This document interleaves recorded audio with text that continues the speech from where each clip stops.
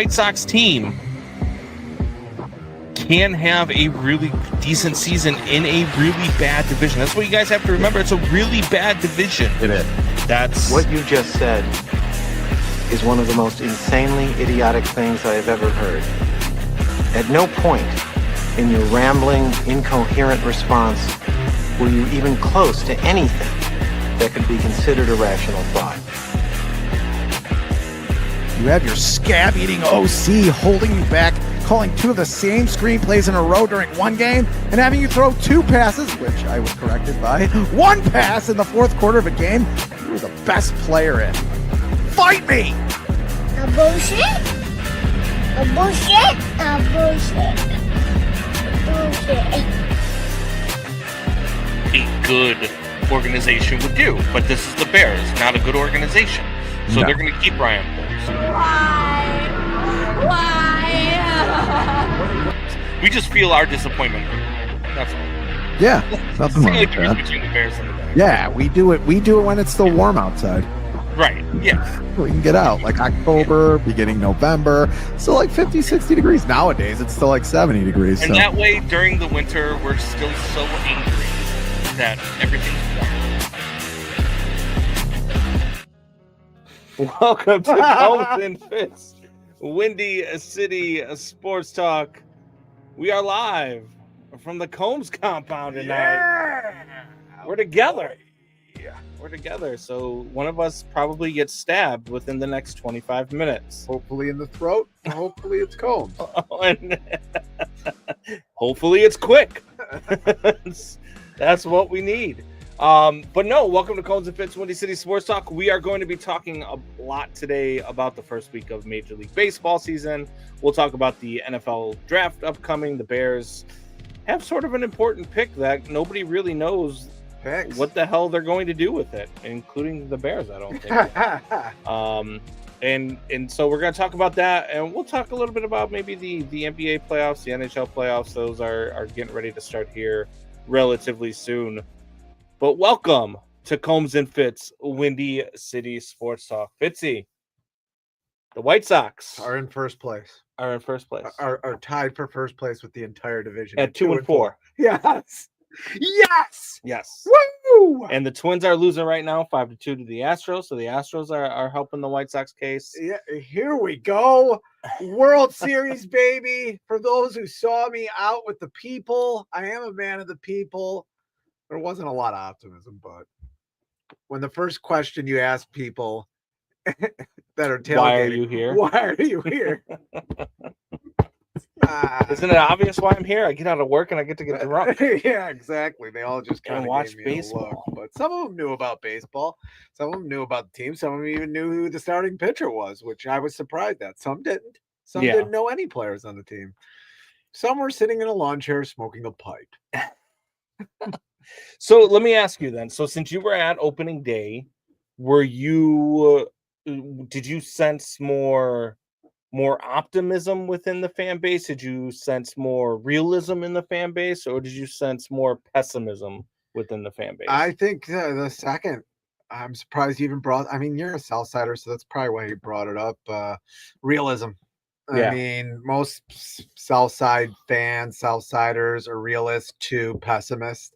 They do lean pessimistic, but I think there was a touch of optimism. I mean, it's opening day. Yeah. Everybody's getting into it. It's going to be a more interesting season than last season. That is for sure. And I think that goes for a lot of teams. A lot of interesting stuff happening in baseball, like already with the Funko bats out there and whatever's happening. Rob Manfred still hates baseball, but can we stop with the torpedo bat? Like people are going nuts about the torpedo bat. This is the same country that went a nut. The Deflategate lasted like a year and a half. They were deflating. Listen, balls. I'm gonna end the torpedo bat. It is a home run bat nonsense with two words. Nico Horner. Nico Horner's using a torpedo bat. He's been using a torpedo bat all season. How's it? I'm pretty sure it does not add power to your thing. So I don't know if a lot. I mean, it's not. I mean, but you know what? Look, the torpedo bat for me is who cares, man? If that's what hitters need to catch up We to have to do what pitching something. is now, then fine. Who cares? Who cares? But I guarantee you, the torpedo bat, while it may help some hitters out because of the way that they swing the bat or their the speed in which they swing a bat, sure, it might help, but it doesn't help any more than the same way that learning rotation and all the other things, how to use the laces of a ball to make a slider turned into a sweeper. Like it doesn't help more than that, because you still have to make contact, and you still have to be strong enough to hit the ball out of the park. Everybody can use the bats, right? The bats aren't hard to get. Nope. Get the bats. If you like the bats, get the bats. I mean, one pitcher's bitching about it. You have such a technological and athletic advantage at this point, other than how much pitchers get hurt, which, I mean, just being a pitcher is just horrible. I mean, it's one of the hard, other than pretty much any football player, pitchers than any other player in sport, maybe some football players too. I mean, just get hurt very often. They got a 110-mile-an-hour ball coming at them half the time. But they have such a technological, and we've talked about this before, what they're able to do with pitchers now when it comes to spin rate and change their spin rate. What pitchers from the minor leagues who aren't very good come up, and then they have a 1.5 ERA, a 2.5 ERA. I mean, they had to change the rules to the sport. I know it was just for lefties, but they had to change it for pitchers. I mean, there's not your pitching. They already have an advantage. Deal with it. And batters, you don't like other guys playing with it, you can have it. This isn't steroids where you're not on steroids and you don't want to take steroids because you care about your health of your body. Right. This isn't that. Get the bat. Yeah. If it works, great. If it doesn't, get rid of it. I agree with you. I don't get it. I didn't really get Deflategate either, other than it was against the Patriots. Yeah, no, it's one of those, and that's exactly what it was, right? You got the Brewers relief pitcher bitching about, I can't believe we have to, it's the Yankees, they'll let it go, blah, blah, blah, blah. Yes, the Yankees put up 20, and then yes, the Yankees put up 12, but then your pitching staff went home and gave up 11 to the Royals. Maybe your pitching staff is just not that good. Yeah. And they were using the torpedo bat on opening day. You lost 4-2. Like, it's not, it's trust me, it is not just the torpedo bat that is going to have people, hitting home runs and doing all this stuff. You look at Aaron Judge. Aaron Judge didn't use a torpedo bat. He had 4 home runs in 3 games. Yeah, this sport is cyclical, just like any other sport. When it does circle around, it's always more pronounced. Yeah, and people don't know what to do about it. And the fact that we have social media now, it means that I'm guessing the bat is going to be used by a lot more people a lot quicker. Like Moneyball took a long time for people to adopt. Yeah. If you think about it, Moneyball was around in 2000, 2001. The White Sox won in 2005. The White Sox were not a Moneyball team. They were not a team. They had a lot of guys who were patient. Canerico was patient. Dye was patient. They had a lot of guys in their lineup that were patient, but they weren't the most patient team. They didn't have the best batting average. They didn't have the base the most time. They were not. They were built with pitching and home runs. That's what that team was built with. It was an old-fashioned baseball team, and that kind of went on for another 5-10 years. Now that you got social media, these trends just they catch on quicker. So then you have to come back. There's going to be more of this from the hitting side. There is. And I said this a couple years ago when these new rules came into effect. Just let these leagues respond to each other. They will. They'll find ways. And maybe this bat is one of them. There's going to be more. There's going to be more ways to hit a baseball, because right now pitching for the last 4 or 5 years since, what was the last time we had this hitting craze? It was the uppercut swing. Yes, it was that hit plane, but it was also that the balls were tightened. Mm-hmm. The balls were as tight as a Catholic schoolgirl on prom night. Whoa. I'm fired up. Ryan Fitzgibbons is the one that said that, guys. Not Brandon Combs. Don't come at me. Hey, my high school sweetheart went to Macaulay. So what do you want me to say here? But all I'm saying is it was the balls were wound too tight. The balls You were realize wound too that I tight. have a 17-year-old daughter in Catholic school, right? Oh man, I forgot. I don't think this broadcasting thing's gonna work out. Unfreaking real. I got you though, but that's what it is. What happens in sports? It was the same thing. It's way more pronounced in baseball. It Yeah. is, but it's happening. If you think it's not happening in football, look at the Super Bowl. Right. You tell me that defensive linemen aren't going to be taken. There is not going to be 16 offensive players or whatever it was last year taken in the NFL draft this year. And there's a reason why there isn't going to be 16 players taken in the NFL draft, offensive players taken in the NFL draft this year, because that defensive line for Philadelphia was the difference in that game. I mean, granted, Philadelphia's offense played great, but that defense and their offensive line did, but their defensive line just controlled the line of scrimmage all game. I know I'm mixing. I was going to say, how did you get on the Super Bowl all over the talking place. about the torpedo bat? How did you get on the Super Bowl? Are you talking about the tush push? Is that what you're trying to get at? And it didn't work? Like what? I just and now you're adding a second screen to where it's just you. Me, please, people out there, please help me. Help me. Help me. I hate it when I switch to sports, but it's true. It's true. And I cut you off like 5 times. Well, no, which is fine. I'm used to it. No, so when you're talking about, the torpedo bats and you're talking about baseball, all of these different things throughout the test of time, baseball has changed with the times, right? And so over the last, I don't know, maybe I would say probably 5-6 years, maybe pitching has been further advanced than hitting has, and they've tried to make it so that it's more pitcher friendly, right? The strike zones in Major League Baseball are 18 feet wide by 18 feet high now with some of these umpires. Yeah. You've said that you can't shift. You know what I mean? So you're trying to open things up. Why not? If you're trying to get more offense into the game of baseball, what is wrong with having a bat that is within the diameter, the parameters of Major League Baseball, and putting my barrel is down here now, and it's going to look funky, but who cares? Yeah. Who cares if these guys are going to be able to hit these? You've got pitchers now that are throwing 103 miles an hour. Then they have a 93 mile an hour slider with an 80 mile an hour changeup. Like it's damn near already impossible to hit a baseball. It's the hardest thing to do in all of the major sports is to hit a baseball.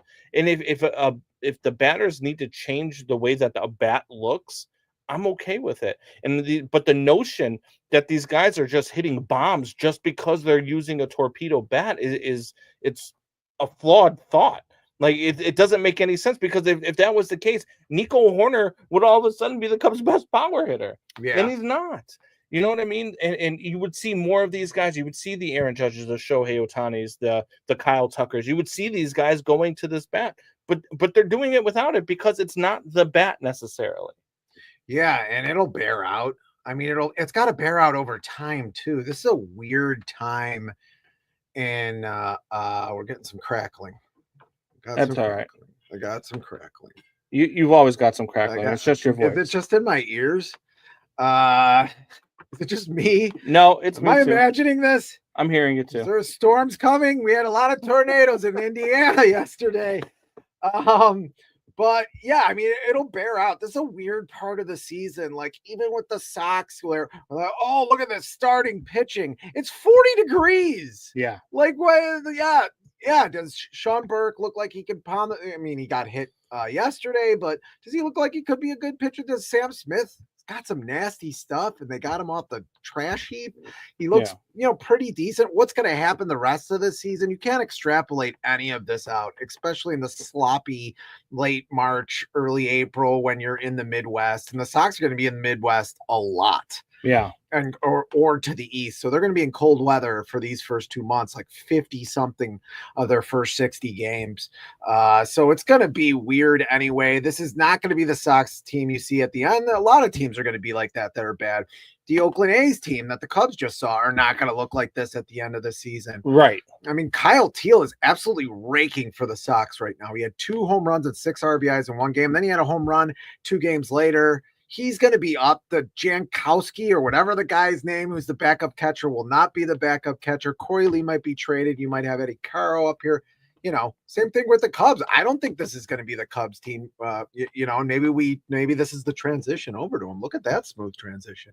I mean, I'm not known for my smooth transition. It kind of was. Does ESPN hate the White Sox though? Because they don't remember 2005 ever. They never talked about 2005. Twice. But the White Sox are tied for first place, but they've still got them on the bottom of the standings. I even know. Though everybody in the division is 2 and 4. And they have a better run differential than anybody in the division. They actually have a positive run differential. The only team in the Sox, division that have a positive run differential. The White Sox are the only team that can give up only 5 runs in 3 games and lose 2 of them. That's pretty tough. Fair. That's tough. Fair. That's tough to do. You transitioned over to Cubs and you talk about the Cubs. And the one thing that I wanted to tell Cubs fans, and I kind of said it last night as well, talking with Brad Evans and Ryan Horvat behind the scenes last night of our show, is because they're all geeked up about what the Cubs did in California and how they handled the A's, and the A's are all of a sudden a team that's just given up all sorts of runs, and they have no identity. They don't know what city they belong to. They don't know where their next ballpark is going to be. So it's kind of a disaster. But I just want Cubs fans to calm down, because yes, look, a 5-4 start to the season, great. I like it. I like the way that the offense has looked all season long, even when they were in Tokyo. I like the way that this offense is looking so far. However, they are 3-0 against the A's. They are 2-4 versus everybody else. So let's calm down just a little bit, okay? And let's breathe. It's still early in the season. You're talking about so early in the season that you're looking at a Padres team and a Dodgers team that are both 8-0 and 7-0 respectively. Yeah. You're looking at an American League East where the Toronto Blue Jays are in first place. You know what I mean? So things aren't going to be what they are now. It's just early season. Sometimes you have a softer schedule. Sometimes you have a harder schedule. It just matters where everything lines up. And the Cubs have an insanely tough schedule throughout the rest of April. We talked about this before. I would have been happy with 12-18 to end this stretch of this month. If they go 12-18, I'm happy. Well, they're going to do with better this than schedule. That, well, I mean, they could. But when you're looking at this schedule that they have, now that they're done with the A's, they've got the Padres now coming to Chicago to open up Wrigley Field. Then they got Texas. Then they got the Dodgers and the Padres again, and Arizona again, and then the Dodgers again, and then Philly. So 12-18. You look at that schedule and you're like, man, if you go 12-18, you're good. Right, because then you go in a couple more wins. Then you go into May. You go in the end of April and early May. You've got the Pirates, the Brewers, the Giants, who look good early. You got the Mets, the Marlins, the White Sox, the Marlins, and then the Reds again, and then the Rockies. So if you can be 12-18, 6 games under 500, getting out of April, you could be 10 to 15 games over 500 ending May. What's wrong with the Chicago White Sox? You got a problem with Brooks Baldwin? They're waiting you were for just Josh talking about Rojas. A guy named Kyle Rojas. Teal leading them in hitting. Well, not right in now. a lineup with minors. Luis Robert. He's in the minors now. Yeah, he's not even on the team. Yes. Well, Luis Robert hasn't done that well, but I mean, like I said, we're 6 games in. Who knows what's going to happen? Maybe Downing Thomas is right. I'd hate to say it. Yeah. I don't think he's listening, so probably good. Yeah, no, it's one of those things. But you look, when you're looking at the Cubs schedule and you're looking at what they are, we have to remember that this is it's early, right? It is early season, and it's early for everybody, not just the Cubs, not just the White Sox. It's early for everybody. You're looking at the Braves still don't have a win. I don't believe. I believe the Braves are one of the few teams in Major League Baseball. They might be the only team left without a win. Yeah, the Braves are 0-7. They're the only team in Yeah. Major League Baseball without a win yet. Do you believe the Braves are the worst team in Major League Baseball? Because right No. now they're the worst team in Major League Not Baseball. even close. Rafael Devers went 0 for 18. That's not he's not gonna 0 not for hit. 19 0 for with 19. 15 strikeouts. Yeah, that's not gonna hold hard. up. That's He's hard a to do. good player. Yeah, that is hard to do. Even in this baseball, that's hard to do. Yeah. Maybe it's the connector. I don't know. It's something, but we've got some serious feedback coming into our. I don't know if it's touching a wire. Like, what is going on? I love it when we Hopefully- work during the. Hopefully they can't hear it on the stream. If you guys are hearing this crackling, let us know in the stream. If it's Maybe not the Junior. stream, we'll work through it because we're professionals, and that's what professionals do. Well, I'm a professional. You're Did just you. Did you see me interviewing the people? Did you watch? I did. Like this. But anyway, it's exciting for baseball to be coming back. It's exciting to have two teams with good farm systems. The Cubs, are obviously going to make a trade at the deadline. I would think, even if they're around 500. It's probably think going to be that's the Kyle way- Tucker that they trade. Why? Well, after 30 and 50, yes. I don't understand why he hasn't. I'm blank check. He's already going back to his old form, and he's already up to the best start of his career. Then why not? I mean, I don't know why they didn't sign him to begin with. I don't know what the choice I can tell you is there. why. You want me to tell you why they didn't sign him to begin with? Because they're cheap. Because they're the Cubs, and they don't do contracts over $200 million. It's not something that they do. And Kyle Tucker's He's going to gonna be- command north of 300. Yeah, that's what I was about to say. So- It's going to be more than 200. It's going to be 300. That's going to be my thing too. Is that, I mean, look, you're looking at Cam Smith, who it was preseason, but in the preseason looked like, I mean, he was going to be the next Babe Ruth. And he's coming out and he's had a slow start to the regular season. Most rookies do. But if he's good, if he's that damn good, then you traded him for 6 months of Kyle Tucker, and that's where I would have a problem with it.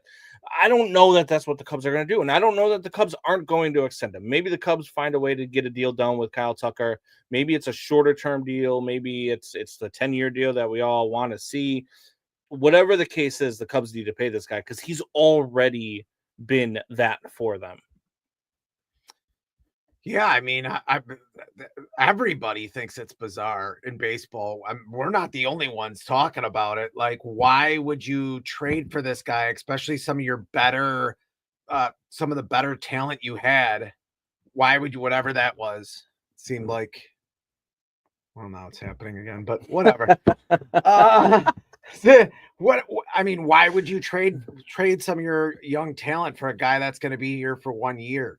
I mean, unless this is a World Series club, which I don't know about that. I don't think I had them winning the division. I don't know if they win the World Series though.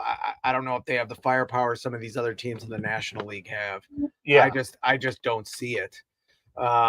This National League is pretty tough. I mean, you got Philly. You just mentioned the Braves. I don't care if they're 0-7.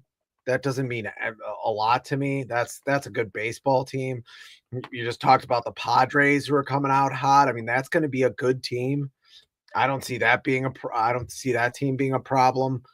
I mean, I see them being a problem for the Cubs, but I don't see them having a problem getting into the playoffs. And there's a lot of teams that aren't, you even got the Diamondbacks. That's a good baseball team that might not even make the playoffs. So yeah. This crackling in the ear is getting really annoying. So I'm trying to fix it as we go, as you guys can see, because we are live and we do things live, and we're trying to fix things and make them sound a little bit better. And it kind of just seemed like something just popped and it made it sound a little bit better.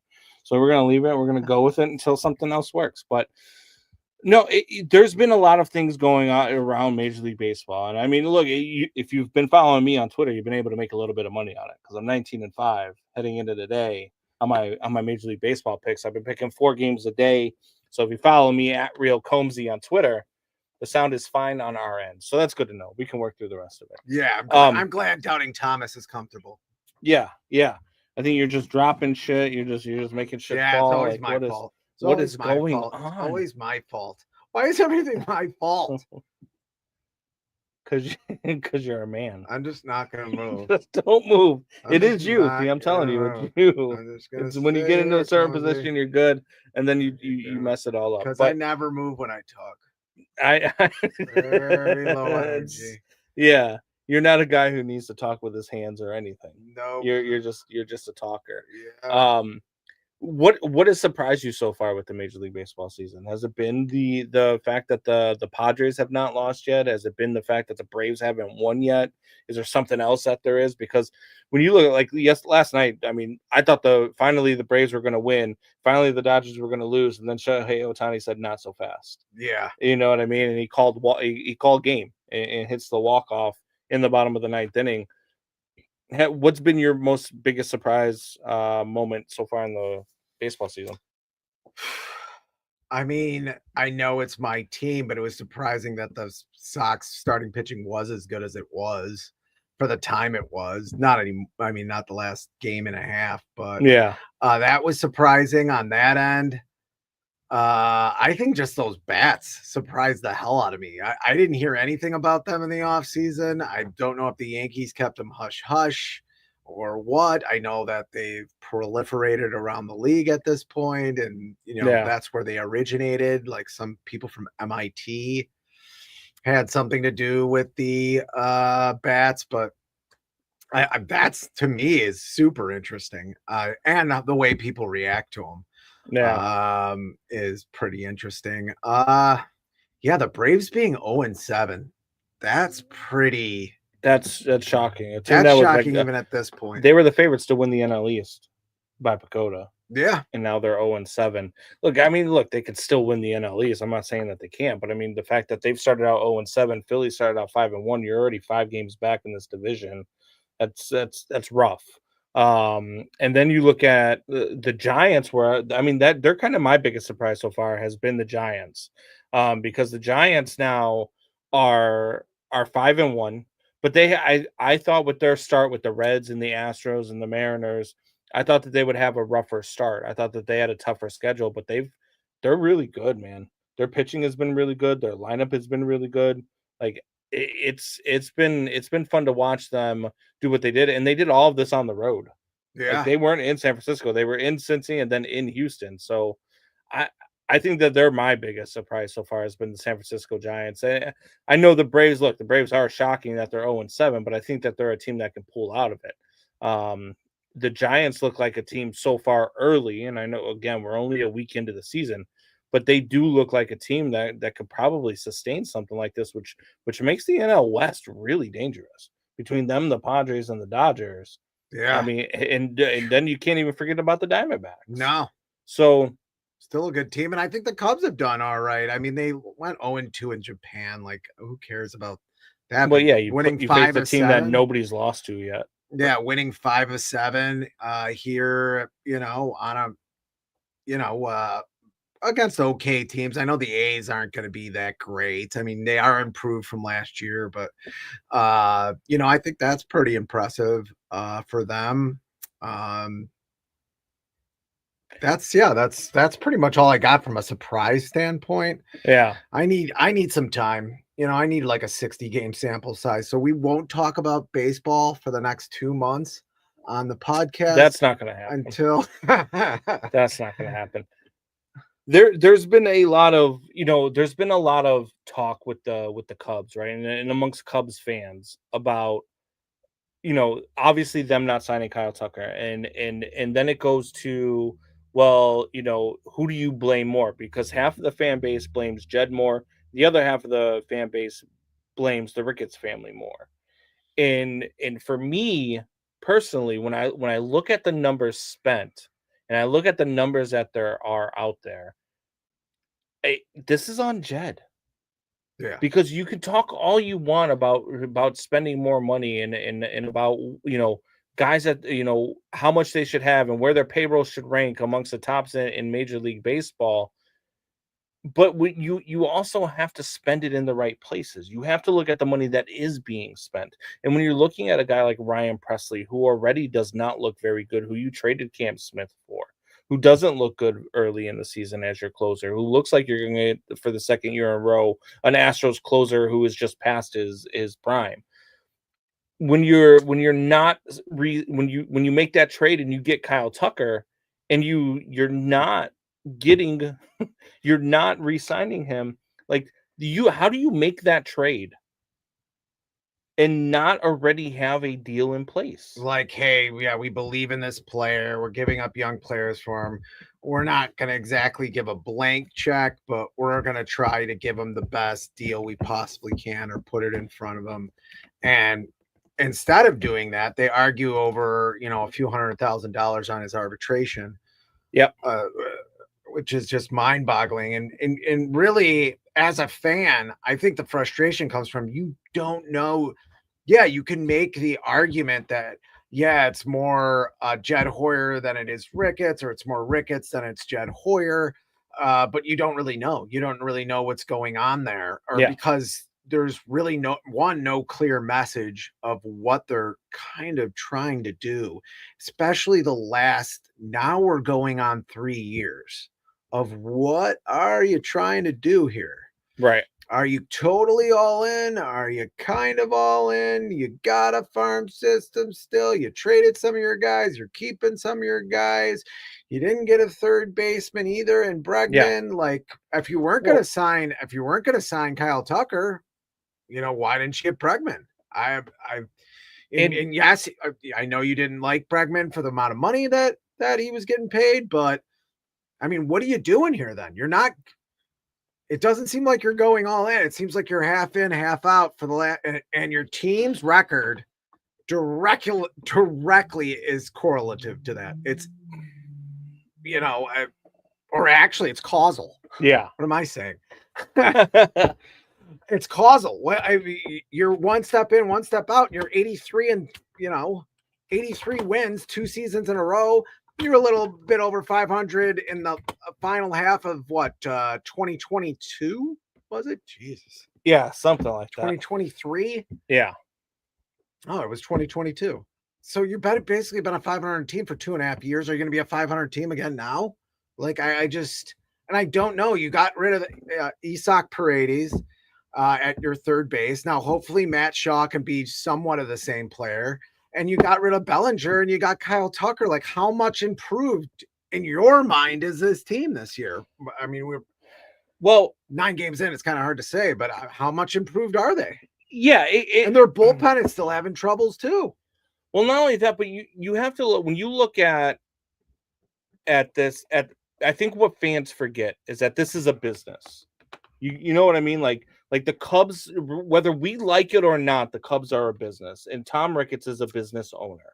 And Tom Ricketts has his numbers, has his line of what he needs to make every year. And regardless of whether or not we agree with it, I could guarantee you that if you went and looked at your boss, your big CEO at your employer, and you looked at what he was making, you would probably be sickened by it as well, compared to what you make, and you're the one that does most of the work. Yeah. Same thing with me at the radio station. The amount of money that I make compared to what some of the other guys make, and what we do, it's like, holy cow! Like, why is there that big of a disparity? I understand. Are you negotiating whatever on the Tom, podcast? No, whatever Tom Ricketts is his numbers are. That's what his numbers are. But when you look at the history of this, you look at he bought the team in October 2009.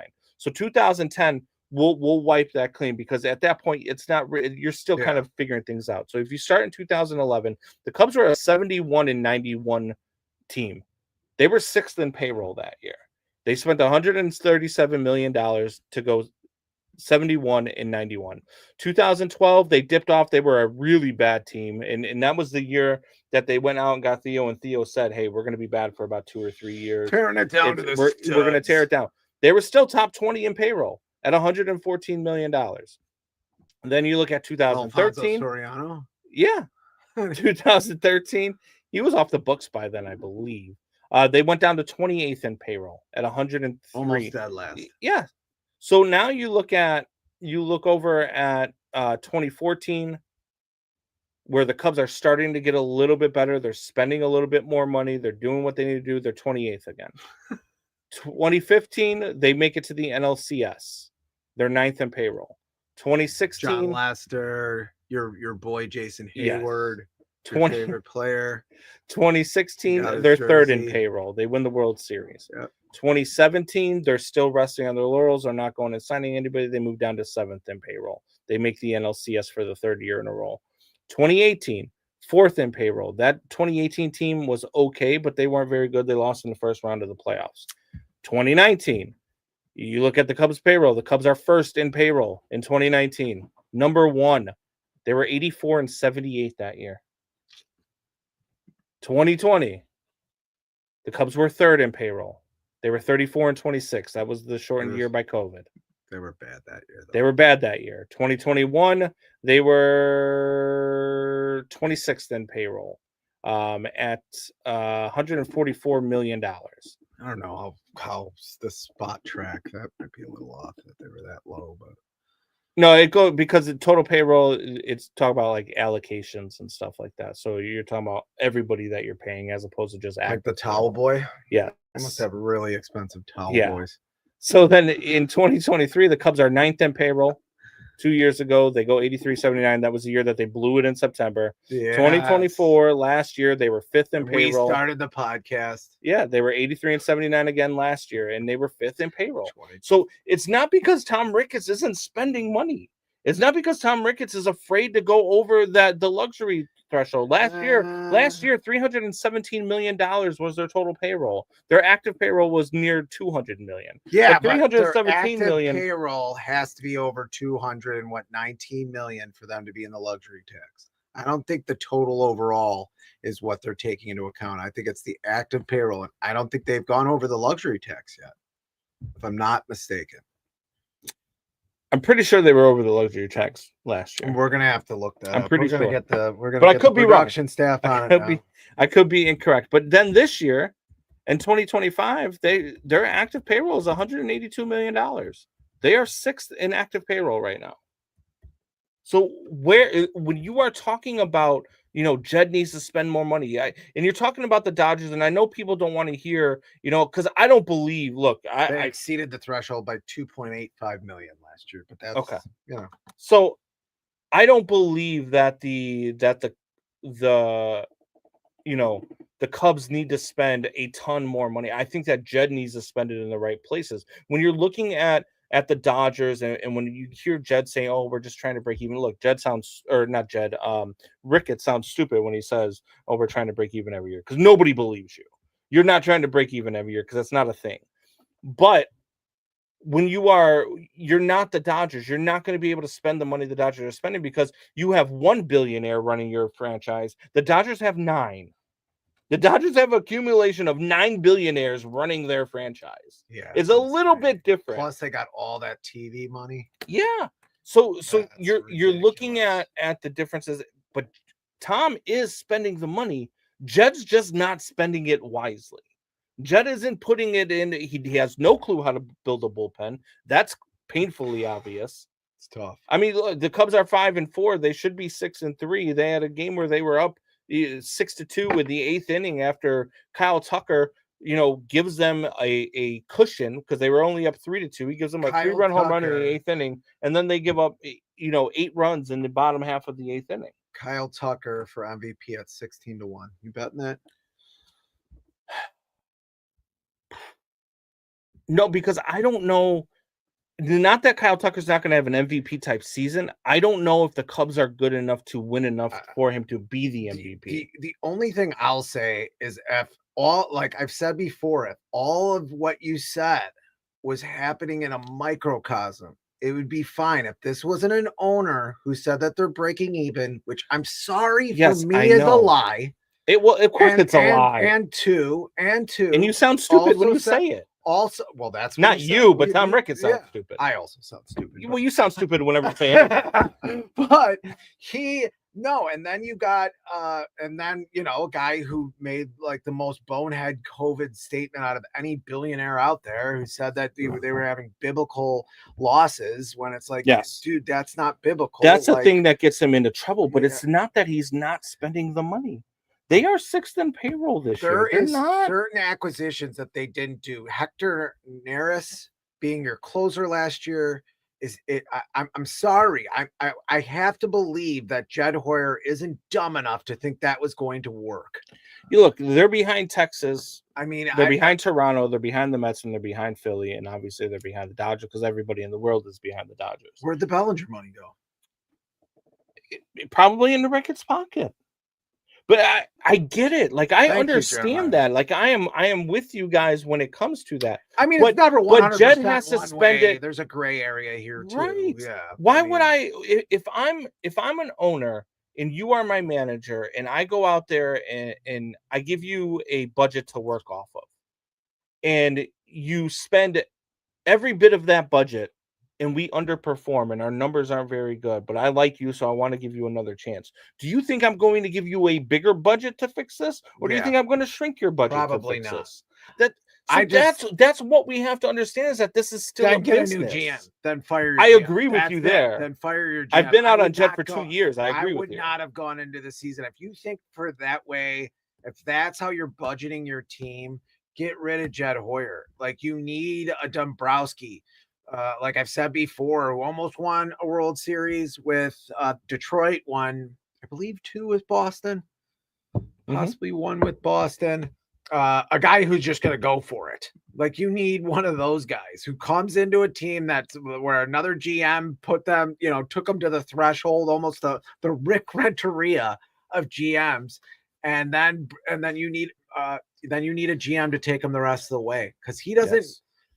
Yes. I just haven't seen him go for it a lot. And when he somewhat has, you're right, he's made mistakes. But building a bullpen on a guy who's 36, who was with the Houston Astros, I forget. He had a good season. He did have Ryan a good Presley. season. Ryan Presley, and then having Hector Neris. I just like, what are you doing? Because you're spending it in the wrong places. And Jeremiah says Theo got the most out of it because he demanded more money. Well, let me tell you something. In 2016, Theo Epstein spent $20 million less on his active payroll than what the Cubs are paying this season. Yeah, but he spent it in the right places though. That was the difference, because Theo went out. Theo went out the right place. I understand. Yes, the Theo or the Hayward contract. Yes, that was a bad contract. But the good contract was going out and getting John Lester. That was a fantastic contract. Going out and getting the ultimate utility infielder and Ben Zobrist. Great contract.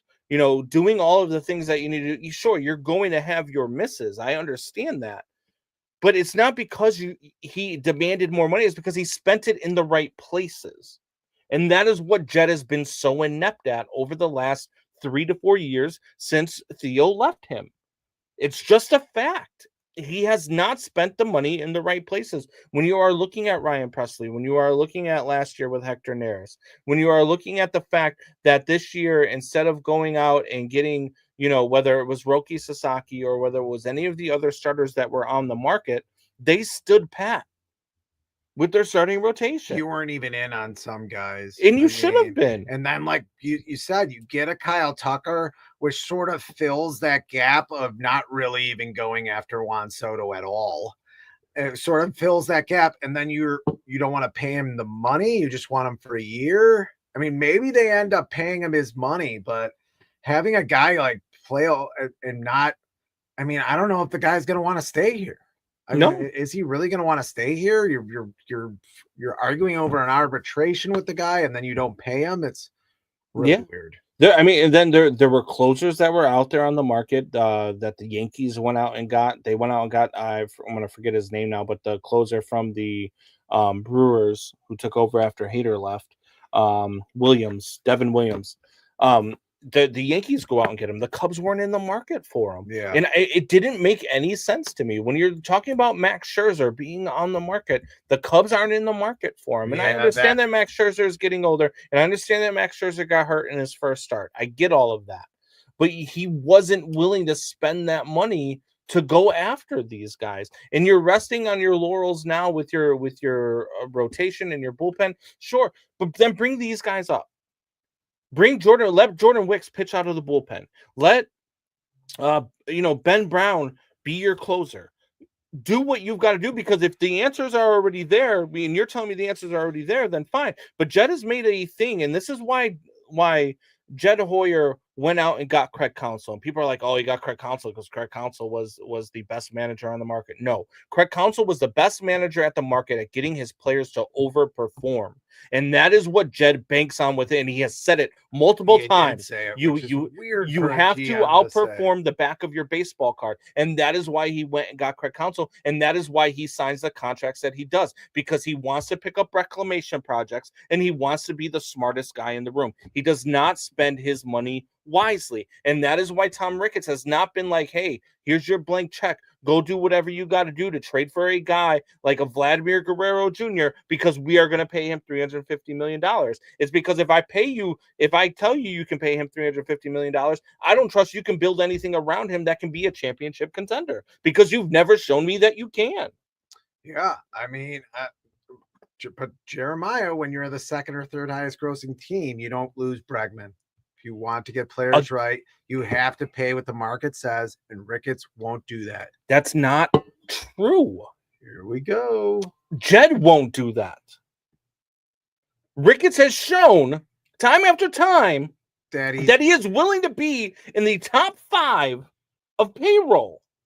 He is willing to spend the money, but Jed has not done the right contract. Why would I give you the opportunity to go sign the best player on the market if I don't trust that you can do all those small things around it? If I don't trust that you can go and spend the $20 million to go get a closer the right way. So you've got to get rid of your GM. He's still his GM. But he has to trust him. You have to let him go. You have to. And I think that's where Jed's at. I don't know if it's because they haven't found anybody that Tom wants to replace Jed with. I don't know but Jed does not spend the money in the right place. It is not the fact that the owner will not spend money. Will they go and spend Dodger money? No. And you know why? Because nobody's willing to spend Dodger money. And you've heard that from owners all over the league. You've heard it from owners all over the league. Smaller teams like the Phillies, San Diego, Texas have paid for contracts like that. I mean, you got Manny Machado. You got Manny Machado with the Padres. You got Bryce Harper with the Phillies. Yep. You got the Phillies right now have $273 million on a payroll. The Mets have $259 million on their payroll. The Blue Jays have $209 million on their payroll, and the Rangers have $197 million on their active payroll, while the Cubs have $182. So yes, the Texas Rangers went and they got Corey Seager, they got Marcus Semien, they paid $500 million for their middle infield. They went out and did what they needed to do.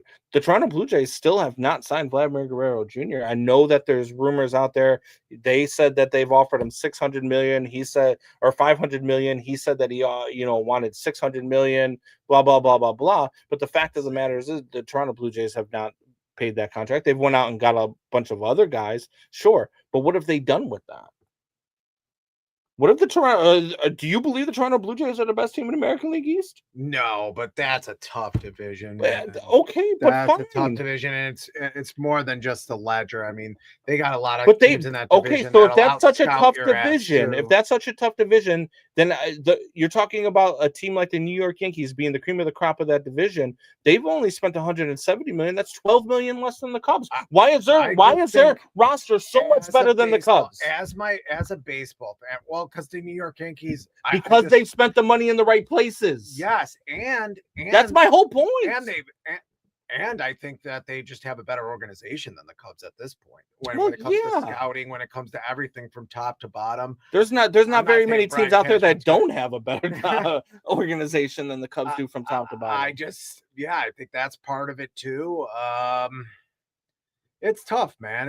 It's also a tough sport. I mean, it's really not like any other sport. I agree. It's really tough to predict how guys are going to play, but I don't know, man.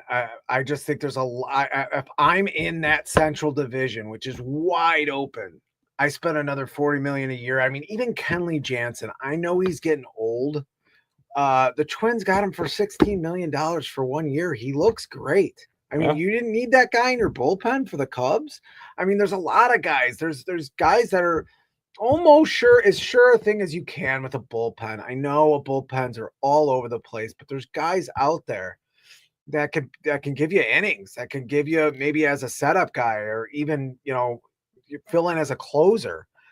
I haven't seen them put a lot into that. Well, first things first, Jeremiah. Look, I get Bryce Harper's dog name fucking regular. How do you let him walk out the door? The Phillies traded for Bryce Harper, and then they extended him. No, I don't He think wasn't so. a free agent. Yeah, he was, because the Sox were in on him too. I'm pretty sure it was a trade. I'm gonna look it up right now. I'm gonna fact check you. Okay, we got the fact checker at work. While he's at work, can we switch over to football for a little bit in the last third of the show? Yeah, let's do it. Phillies in 2019 become a free agent after the 2018. Okay, so he was a free agent. Because the Sox were going after him too, kind of. Okay. They went after Manny Machado, kind of. And look, I don't care what anybody says. Bregman, the Boston Red Sox overpaid for Bregman. Well, you came in behind the Tigers, though. That's the thing. Fine. It's the teams you're losing out on. That I feel like the offer that the Cubs did place on him was about the offer you'd be willing to spend on an Alex Bregman. Especially after you've traded for Kyle Tucker, you might pay for Kyle Tucker, which I don't believe that the Cubs. I think sometimes you got to overpay for guys. I think that was the situation. There was a lot of teams in it. That's too bad. You overpay for them, yeah. So what? How you want to win? Doubt me, says Jeremiah. You were right. I was wrong. Are we sliding over to football now for a little bit? You and your damn football. It's baseball season, sir. I do want to talk baseball. It's always football season too. That is. I'll talk baseball for a little bit longer. I'm fine with it. I just think I think it gets more and more interesting as we get to April. What day is it? April 23rd?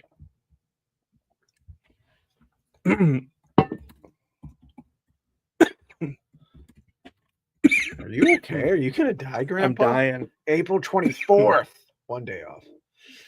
April 24th. April 24th, the NFL draft, and we are getting close. 3 weeks from today. What are we gonna do for the draft? Do you want to go to Green Bay? What? The answer to that question will always be no. The answer to that question will always be no. You don't want to go on location and do the show on location? Take the time, 52 minutes, cut that crap up, Opus clip, cut it up, and send it over to Aaron Ludwig, that prick. Oh no, Bacon. Send it over. I'm gonna be on with him later on tonight. I'm gonna tell him you said that. I've been to a Green Bay Packers game and I had a great time. The fans were great. It was an awesome time. But going to Green Bay for the draft? Why not? Dear Lord, why? Let's go do the show in Green Bay. People? Yes. I'm gonna get punched, but can I interview people? You're definitely gonna get punched, but yes. You're going to Green Bay for the draft. You tell me this while we're kind of on air. I kind of want to. Can you kind of while not we're want kind to? of on air? I feel. I'm just saying, yeah, it's going to be an interesting draft. I mean, where does Shedeur Sanders go? Second round, third in the draft. Where are a lot of these guys going? Where are the Bears going to pick with the 10th pick in the draft? We talked a little bit about who the Raiders are going to take. It's going to be interesting to see what happens because all signs right now point to Cam Ward being the number 1 overall pick, right? Yes. And whether it's the Titans or whether the Titans trade out of that spot, Cam Ward is projected to be the number 1 overall pick. As a matter of fact, if you were to bet on it, I believe it's something outlandish like minus 1,300 or something like that to bet Cam Ward to be the number 1 overall pick. But then you look at Abdul Carter. God, it would be great if somehow he dropped. Travis Hunter, Mason Graham, Tyler Warren, Ashton Genty, Jalen Walker, Armand Membu, and Michael Williams and Colston Loveland round out the top 10 players projected by ESPN. So when you're looking at, if you go team by team, if the Tennessee Titans do love Cam Ward and they take Cam Ward, let's say they stay there and they take Cam Ward, the Browns at that point are Do you believe they're going to take Shedeur Sanders? Do you believe that they're going to, take Abdul Carter, or are they going to take Travis Hunter? And then I think the New York Giants take whoever's left of that. But I also have heard a lot of rumors that say they will take Shedeur Sanders at number 3. So now that all of a sudden that changes everything. Because now if you're talking about either Abdul Carter or Mason Graham being there, the Patriots probably go that route with them. The Jaguars, who knows which route they're going to go. The Raiders, I believe, are going to end up taking everybody that all these Bears fans all of a sudden want in Ashton Genty, which I would love for the Raiders to take Ashton Genty, so he's not even an option for the Bears at 10. The Jets probably need a quarterback, I would say. Probably need a quarterback. I know they just went out and got our guy, Justin Fields. But they're probably going to go quarterback. If they don't go quarterback, they probably go wide receiver, maybe Tet McMillan. To try to get some. Why is there so much stuff all over the place? I keep moving. Why is it just you? I don't know. Why is there so much stuff? Do you want a Johnny Manziel autographed jersey? Actually, kind of. How much whiskey is on that thing? A lot. And it's cocaine. Probably signed in whiskey And cocaine. But no, I think that thing and get high. I think when you're looking at the Bears at 10, I think that you can look at either. You don't want Will Campbell? I don't think there's any way Mason Graham falls there. I would be fine with Will Campbell, to be honest with you. I really would. Offensive tackle LSU. I would be fine with Will Campbell. I would be fine with Michael Williams, the edge rusher from Georgia. I'd be fine with him. I would be fine with if Armand Membu's there, he's got to be the guy unless Mason Graham somehow falls to 10. And if that's the case, my pants get really, really tight on draft night. And there's gotta you have to, if Mason Graham falls to 10, there's something wrong with the universe, and you have to take that gift that it's given you. I don't think there's any way that happens, but I'd be okay if they go with Colston Loveland or Tyler Warren at 10 if they don't go with an edge rusher or an offensive lineman. Would you not be? Yeah, I'm starting to come around on Tyler Warren. If they don't. What about Colston Loveland? Let's say Tyler Warren's gone. What about Colston Loveland? Would you be okay with him there? Yeah, I guess. I mean, 6'6", 248, tight end with good hands. He's a good route runner. Yeah, no, I mean, I don't think I don't know about his blocking exactly. I mean, that's why Tyler Warden's so, because you have him and Cole Kmet who can do so many things. Just more protection when it comes to Caleb Williams, but I mean, that's not why you're getting a Tyler Warren totally, but just Tyler Warren just looked better to me. I guess I've seen him play more. Colston Loveland's a better blocker than Tyler Warren. Okay. Well, there you go. I stand corrected for once. No. Yeah, no. I mean, I've just come back to that. I mean, just because of what tight ends, how dynamic they can be in this NFL. It makes some sense. What does he say? Genty at 10 if he's there. He said it again. That he has said that. Why before. Does he have a photo? His moniker is somebody's hand on somebody's ass. Yeah, because I don't even know. I don't understand what he does sometimes. But Ashton Genty at 10 would be a disaster of a pick, and here's why: because the depth at running back, the available running backs that are there, picks. If you're going to tell, it's like taking a punter in the 4th round. But if you're, we're good. But if you're going to tell me that Ashton Genty is going to be even if you told, I said this last night, even if you told me he was going to be Barry Sanders, I don't want him at 10. I don't know about that. I take Barry Sanders. Why? Because you might get Barry Sanders at 10, but with the available running backs, so damn good. But I might be able to get a guy who's Saquon Barkley in the 2nd round. You got Barry Sanders, but I'm going to get Saquon Barkley plus either a defensive end or a defensive tackle or an offensive lineman to block for the running back. I don't think Genty is Saquon Barkley. I don't even think he's Alvin Kamara. I don't I think don't even think he's that. I agree with you. I mean, I'm not you know, the high. guys I'm not as hurt high on and all Ashton that. Genty as everybody else is. I don't think that Ashton Genty tearing up the Mountain West Conference translate to tearing up the NFL. Doubting Thomas almost fell off his chair. Oh my God, Combs. What? If Genty is Barry Sanders, I want Genty. I'll take Caleb Williams and Genty for the next 4 years on the cheap. How about it? Well, why wouldn't you take? Why wouldn't you take Caleb Williams with a guy like Tyler Warren or Colson Loveland to be able to go 5 wide for the next 4 years on the cheap with blockers in front of them? Here's my problem with that is that running backs are always cheap. Yes, I mean, that's pretty my much point. always, unless they're like the best running backs in the league, and even then they're cheap. Yeah. So you're not saving money on a rookie contract with a running back. You're saving money with a left tackle. And You're here's saving money. I think with- Omarion Hampton's a with better running back than Ashton Genty. I think Omarion Hampton is a better pick than Ashton Genty, and I think he might still be there in the second round at 40 when you pick. And even if you miss on him, you're still going to have Travion Henderson, Quinshon Judkins, Caleb Johnson from Iowa. You're still going to have all 3 of those running backs left in the second round. This is such a running back heavy class. You could end up getting Cam Scatterboo in the 5th round. Like, there are so many running backs in this class that Ashton Genty does not make sense at time for the Bears. I think Jeremiah has a good point. It's a luxury pick, and it's saying that you're better than you are.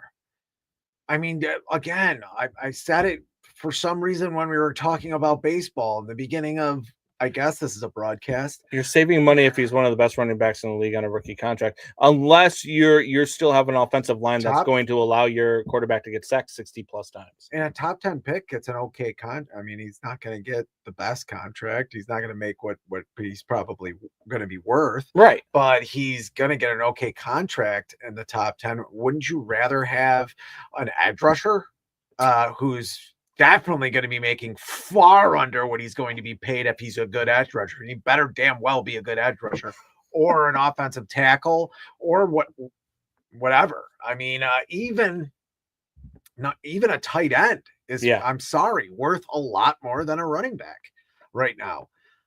It'd be very hard for you to talk. You said you could be talked into Genty. No, I could be talked. Like, it's one of those things. Look, if the Bears take Genty at 10, I'm not going to be happy about the pick. However, I'm not going to root for the kid to fail. No, you know what I mean? Like, I want, but I just think it's a dumb pick, and I will be I will be against the fact that it was a pick, especially if you go out and you see any of these. If you see the edge rusher, Michael Williams, if you see him have a great year again as an edge rusher, if you see another offensive lineman that is just standing people up like the Bears have passed on in the last couple of years, and the Philadelphia Eagles somehow end up with them, you're going to be like, oh, wow, okay, great, we got an 1,100-yard back in Ashton Genty, and the Bears were 8-11 this year. Like, what are we doing? You know what I mean? Like, I just don't. A running back does not change. And look, why are they playing 19 games? The Eagles with Saquon Barkley. The Eagles with Saquon Barkley is because the NFL is always trying to add more games. Well, yeah, they are. The Eagles with Saquon Barkley this year might be the anomaly to that, right? Like, they might be the difference maker. Because people are, oh, well, look what the Eagles did this year and blah blah blah. The Eagles defense was dominant. That Eagles defense was dominant, and they had way more weapons than just Saquon Barkley. I wish I had a chance. It opened up holes for Saquon Barkley because of all the weapons. The Bears had a chance to get Jalen Carter in that draft. Yeah. Woo, boy. And Jalen Carter, there's another reference. Jalen Carter is going to get a ridiculous contract when he's off his rookie contract. The problem is, Doubting Thomas, is there is no such thing as a generational running back right now. There just isn't. Because all of the running backs are just about the same. If he's generational, I just don't think he's Saquon Barkley. I don't think he's Barry Sanders. But generational would be Saquon Barkley, though, right? Yes, wouldn't be. Would be. Yeah, would be. I think right now you'd say Saquon Barkley or Derrick Henry, like guys like that. I mean, Derrick Henry was. But if I told you that the Bears, let's put it in terms now, He's right? running hills. between Derrick Henry is. Ashton Genty and the other Already, running it's backs March. like Omarion That's Hampton, it. Travion Henderson, Quinshon Judkins, Caleb Johnson. If I told you the Bears passed on Saquon Barkley this year, but they went out and got Calvin. Jahmyr Gibbs in the second round, would you be okay with that? What? Would you be okay with that? Oh, Jahmyr Gibbs, absolutely. Yes. If the Bears pass on Saquon Barkley, but went out and got let's say the running back, I can't remember his name, running back from Kansas City, who they got in the 4th round. Pacheco. Pacheco.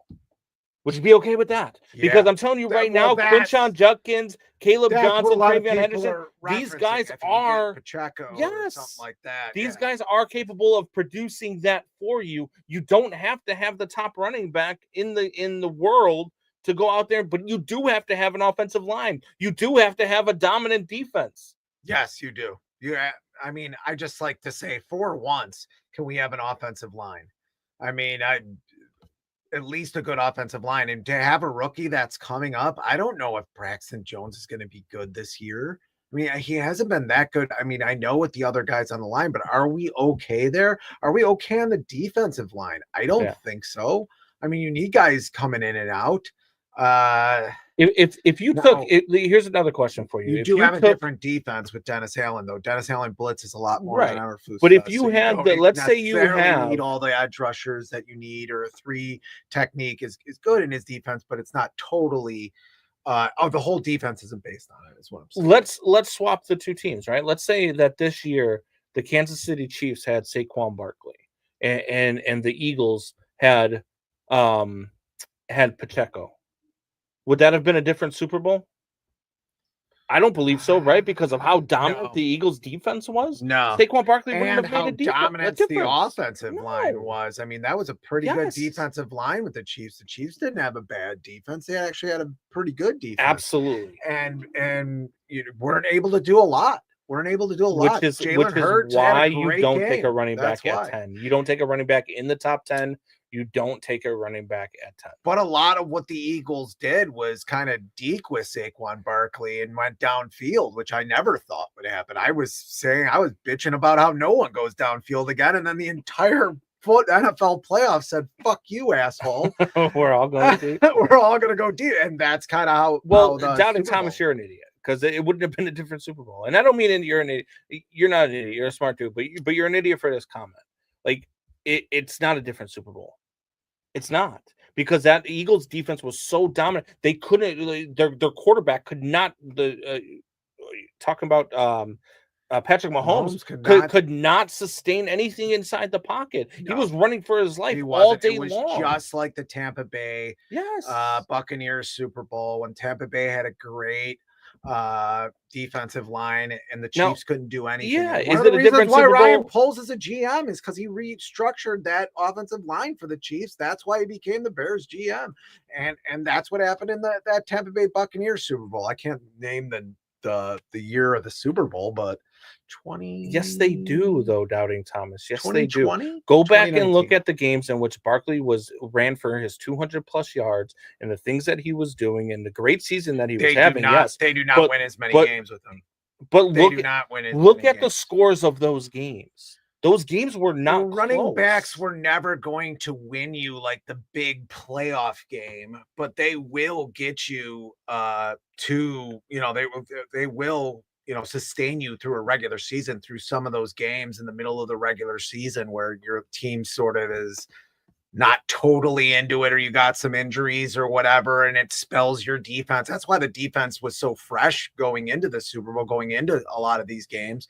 I agree with them there. I don't think they win as many games without Saquon Barkley, and maybe they're not in position to get to the Super Bowl, but in that Super Bowl game, I don't think it mattered a whole lot. They won the NFC Championship game 55-23.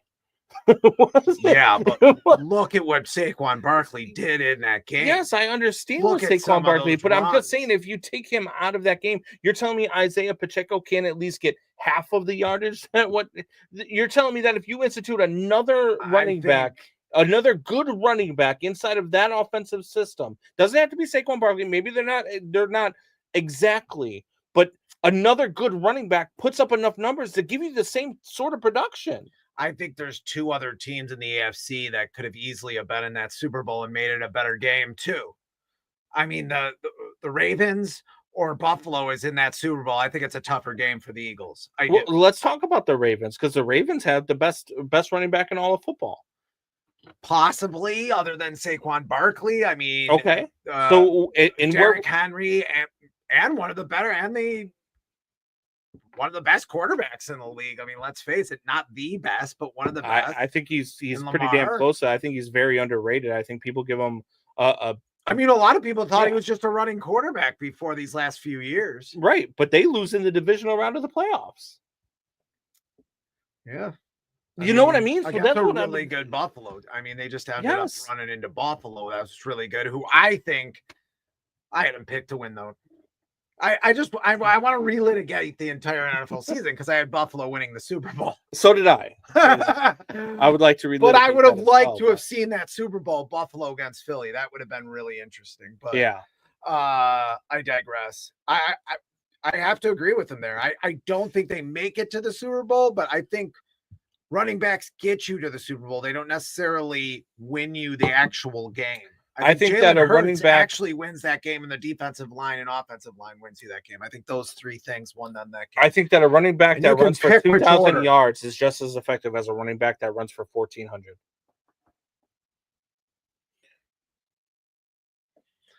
I don't know. My only problem with that is just what even a couple hundred yards does for your defense, what only a couple hundred yards does for your offensive line that's not sitting there to pass blocking as much, what it does for time of possession. There's a lot of things that the running game does that, people don't really spell out all the time. Combs would have passed on Walter Payton at 10 for Isaiah Pacheco in round 4. In today's NFL game, yes. Wow. In 1984, wow. No.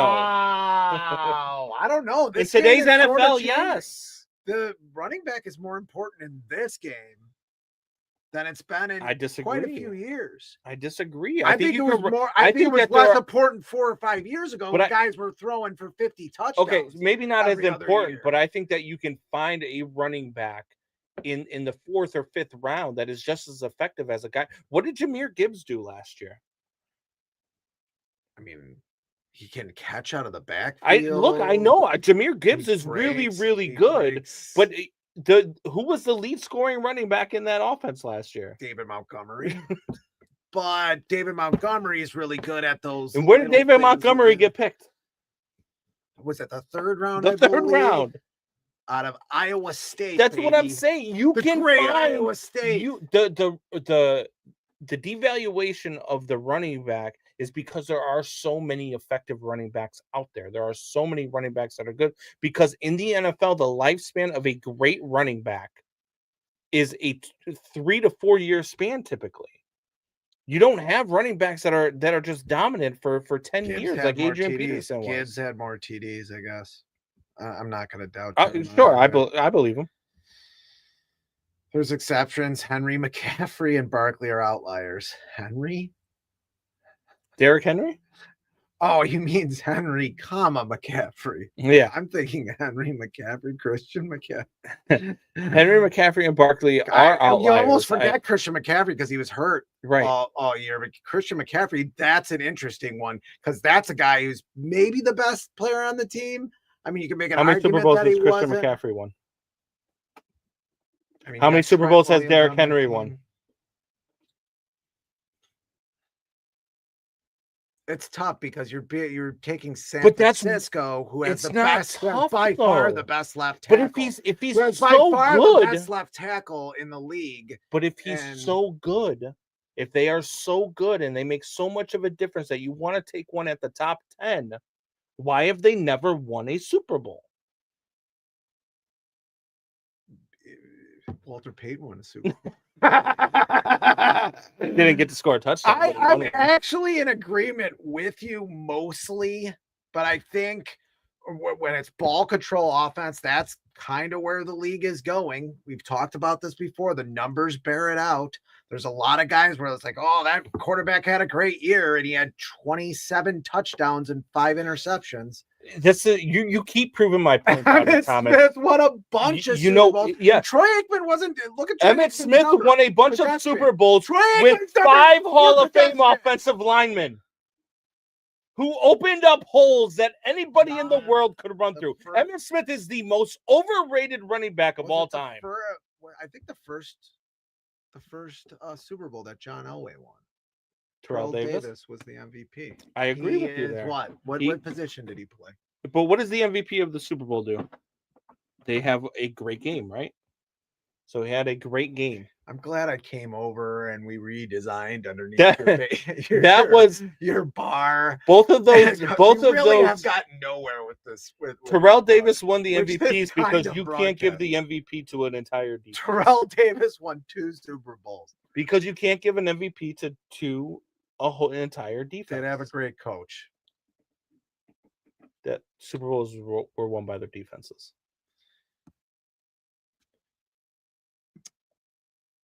Those Broncos Super Bowls? Yeah. Along with Manning, maybe. The Elway ones? I mean, yeah, they had good defenses, but not like they were good defenses. They were great defenses. Peyton Manning, that was the number 1 defense in the league. Well, yeah, sure. No, they did have good defenses. You're right. Elway was kind of at the ass end of his career. He was getting. I would not take Barry Sanders in this draft at 10. No. I mean, dude. I don't care. He could be the best running back of all time. Ashton Jeanty could be the best running back of all time. The Bears do not need him at 10. Plays where Barry Sanders gained 1 yard when he should have lost 8. Like, I mean, just what? You got to relook at him. And when Barry Sanders in this league, Barry Sanders is an absolutely dynamic player. And when Barry Sanders goes to the left, and Braxton Jones gets run over by the defensive end, and they tear freaking Barry Sanders' leg off of him trying to tackle him. I don't think Barry Sanders. That's what I'm saying. You have to have where there's an offensive line much against defenders in this league. I just think he's so much of a. Thank God. I think he has 3,000. Look at this comment. Thank God. Unsubscribe. I think Barry Sanders, might have 3,000 all-purpose yards in this league. I mean, I know that's insane to say. Well, with 17 games, maybe 18 games now, what he could have done out of the backfield receiving, even at his size, would be unbelievable. You can't touch anybody once they get even within the 5 yards, you see flags go up. He would be an absolute dynamic player. He would take the league by storm. I agree with you. It would be insane. I agree with you. He would be like Reggie Bush. Yeah. If Reggie Bush didn't have sex with so many Kardashians. Zero lies detected. 0 lies detected. However, I can find a running back in the 3rd or 4th round that's going to put up just as much production as I need him to. No. Yes, you can. No. And I think Walter it's been proven. Payton, yes, you can. Walter Payton would even be just a ridiculously dynamic player. I agree with you. The way Walter Payton could block. I'm not saying that these guys aren't dynamic players and they're not the greatest of all time. Barry Sanders is the greatest running back of all time. I completely agree with you. But what I'm saying is that in today's NFL, the greatest running back of all time being on your team does not make your team the best team ever. You've said that you're not going to take. I'm just saying, in this kind of broadcast, you have said. Let's just summarize. You have said that you wouldn't take Barry Sanders at 10. I wouldn't. And you're going to Green Bay. I just want to say. I said I want to go to Green Bay. What is going on with you? I don't even know who that is. Who's Walter Sobchak? Walter Sobchak of Sports Takes. He is John Goodman's character in The Big Lebowski. He's the one that pulls out the gun during league play because Smokey went over the line. But Smokey did go over the line, so at least you have that going. You can say it all you want, but I'm telling you right now that if Ashton Jeanty averages 1,700 yards a season, and I can get Omarion Hampton, who averages 1,200 to 1,300 yards a season, but I can get him in the 10th round or in the second round after I've taken an offensive tackle. This coming from a guy who's been crying for a left tackle for years. Barry Sanders is a little much. Genty is not. I don't know why I can't say his first name all of a sudden, but he's not. I agree, but then somehow this became Barry morning. Sanders. Like we're getting Barry Sanders reincarnated, but we're not getting Barry Sanders reincarnated. You're taking Ashton Genty. I'm not taking Ashton Genty at 10 because I wouldn't do it. I wouldn't do it. Okay, we can wrap up the show with this. I got what I needed.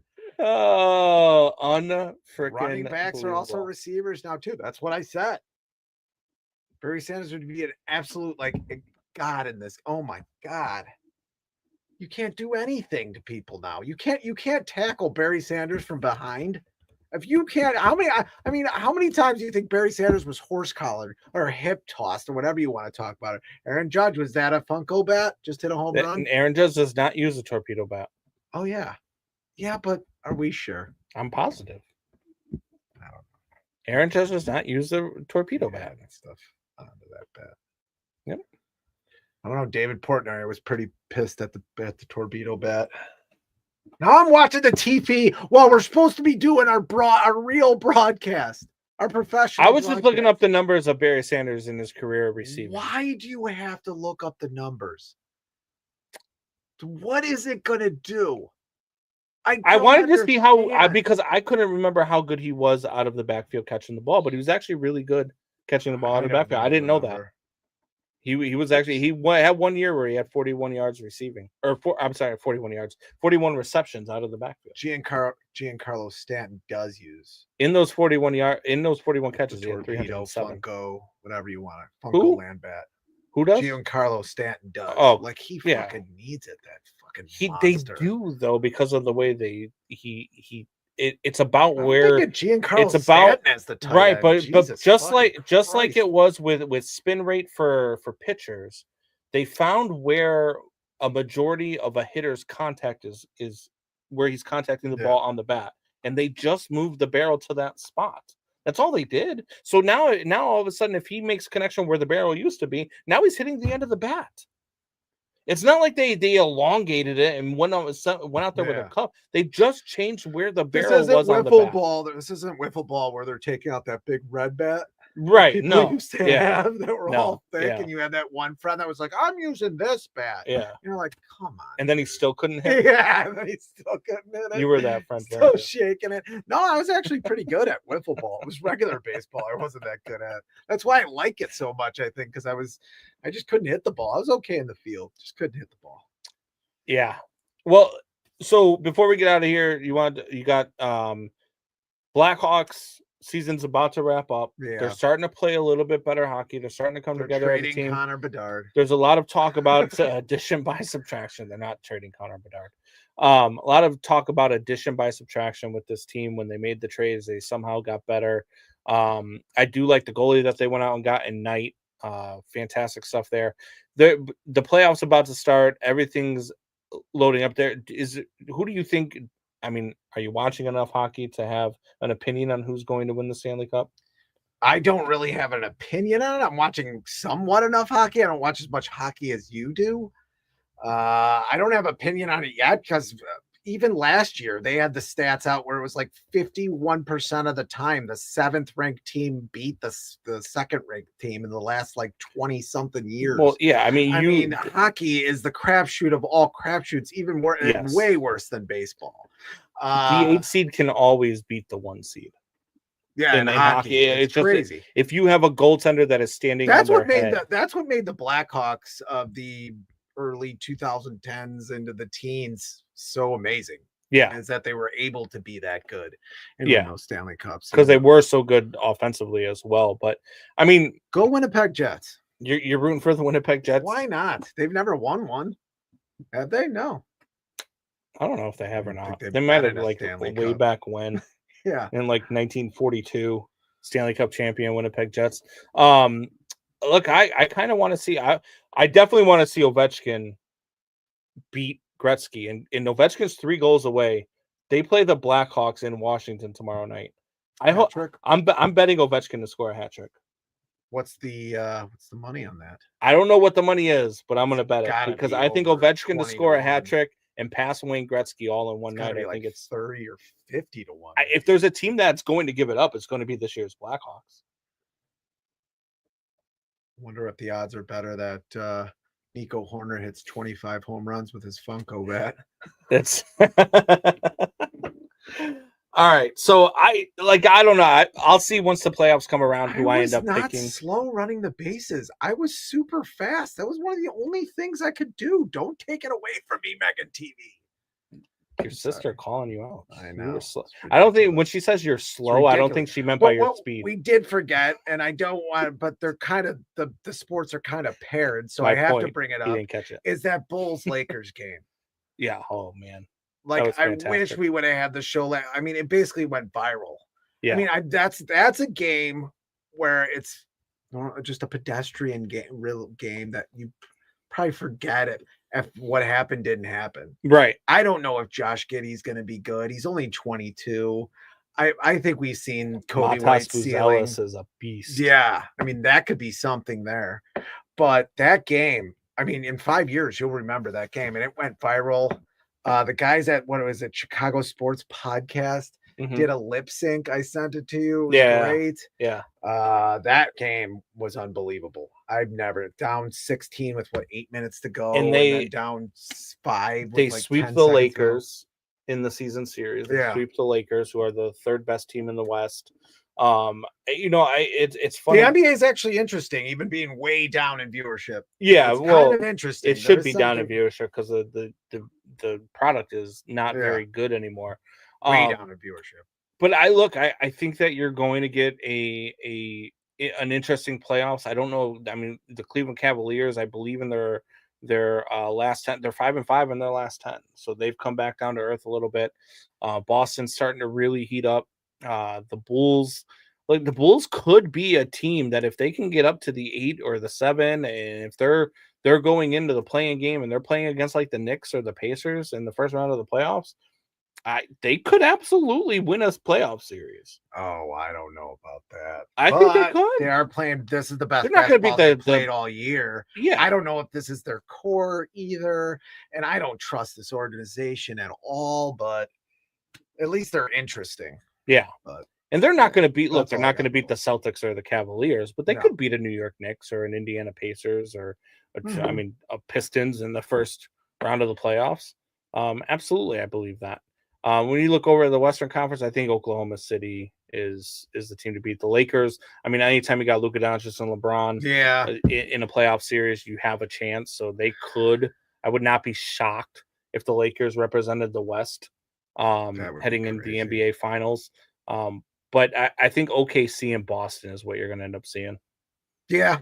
And I think OKC is the better team. I think OKC. I thought the Lakers, when they won 8-9 games in a row or whatever it was, I thought, wow, this is something. But no. See, that's what I'm saying. I think you read this wrong. She just said you're slow. She didn't say speed. Yeah, she did say. Oh, maybe in the head. Yeah, you're an asshole. Just saying. I should have stabbed you in the throat when I had the chance.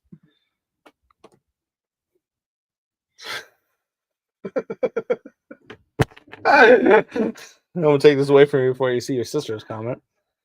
Combs, it's cutting grass weather. Oh my god. She really wants me to cut grass in the Speedo. Yeah. I think she wants me to come cut her grass in the Speedo. And I just threw up in my mouth a little bit. She wants me to do it on a day where Doubting Thomas is at work. Doubting Thomas is going Nuggets, Cavs. Ooh. I mean, look, Djokovic. He's a beast, man. Jokic, I should say. The Joker. Yeah, I mean, I wouldn't be surprised. Look, nothing in the NBA surprises me because, I mean, when you don't play defense, you can lose. And nobody in the NBA plays defense. I mean, you got maybe 3 or 4 teams in the NBA that are defensive teams, and I don't even think they're going to be in the playoffs. Yeah. So we'll see. We'll see how it goes. I know you got to get going. You got like something else to do that's more important than the podcast because everything. We're gonna go ahead and I got a job. I'm going to be the next sports director of the Score or whatever the hell.